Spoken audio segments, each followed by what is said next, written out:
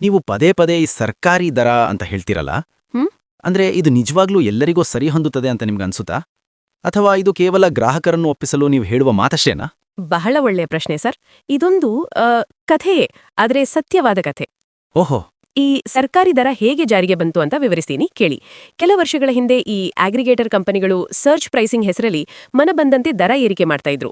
ಹೌದು ನೆನ್ಪಿದ್ಯಾ? ಹೌದು, ಸರಿಯಾಗಿ ಆಫೀಸ್ ಬಿಡೋ ಹೊತ್ತಿಗೆ ಅಥವಾ ಸ್ವಲ್ಪ ಮಳೆ ಬಂದ್ರೆ ಸಾಕು, ಸರಿ, ರೇಟ್ ಆಕಾಶಕ್ಕೆ ಹೋಗ್ಬಿಡೋದು. ನಿಖರವಾಗಿ ಹೇಳಿದ್ರಿ. ಇದರಿಂದ ಪ್ರಯಾಣಿಕರ ಜೇಬಿಗೆ ಕತ್ತರಿ ಬೀಳ್ತಿತ್ತು.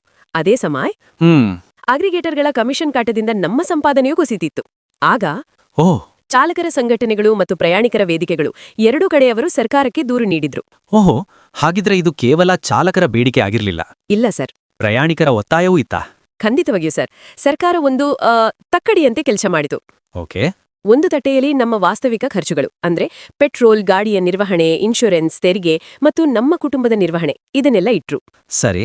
ಇನ್ನೊಂದು ತಟ್ಟೆಯಲ್ಲಿ ಪ್ರಯಾಣಿಕರಿಗೆ ಹೊರೆಯಾಗದ ನ್ಯಾಯಸಮ್ಮತವಾದ ಮತ್ತು ಪಾರದರ್ಶಕವಾದ ದರವನ್ನು ಇಟ್ರು. ವಾಹ್. ತಜ್ಞರ ಜೊತೆ ಚರ್ಚಿಸಿ ಈ ಎರಡನ್ನು ಸಮತೋಲನಗೊಳಿಸಿ ಒಂದು ದರವನ್ನು ನಿಗದಿಪಡಿಸಿದ್ರು. ಅದೇ ಈ ಸರ್ಕಾರಿ ದರ. ವಾಹ್, ಈಗ ಸಂಪೂರ್ಣವಾಗಿ ಸ್ಪಷ್ಟವಾಯ್ತು.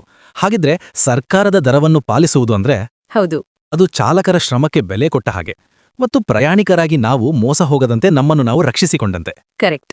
ಇದು ಇಬ್ಬರಿಗೂ ಗೆಲುವು. ಹೌದು ಸರ್, ಇದು ನ್ಯಾಯ ಮತ್ತು ಸಮಾನತೆಯ ದಾರಿ.